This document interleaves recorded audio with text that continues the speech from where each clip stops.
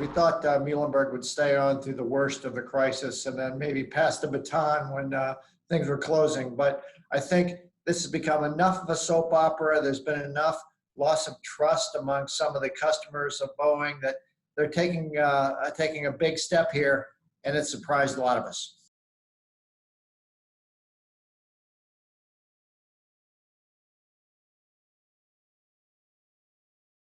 The whole company, of course, made some major safety blunders on his watch, and the extent things point to him as subject to debate, but he was clearly at the head during that, some of the critical decisions.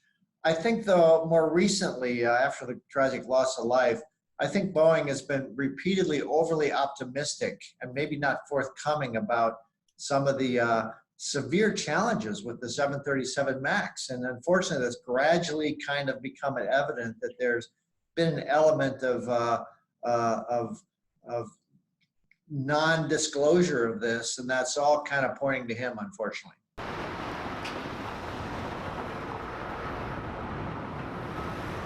Now the worst case scenario is, are the airlines going to lose the summer, which is going to be a good summer, it looks like, from travel demand standpoint.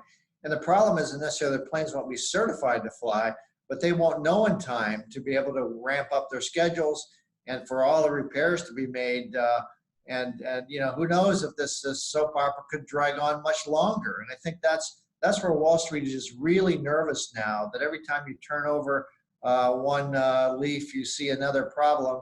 And Boeing has got a bit of egg on its face because of the over-optimism it's had about getting these planes flying again.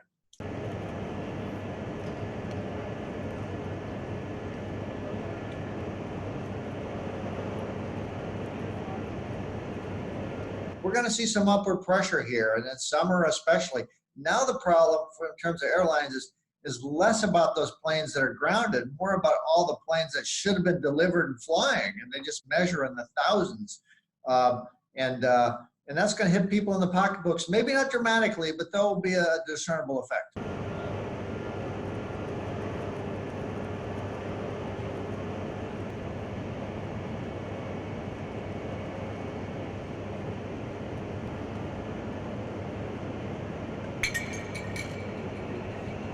Right now, it's a tough spot for Boeing in the sense that airline sales globally haven't been as strong as they should be.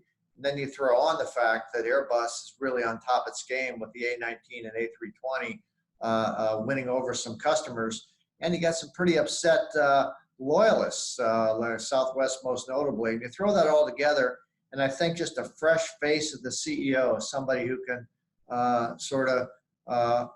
make no illusions that Boeing has handled this well, and to say there's going to be some big changes internally because of it.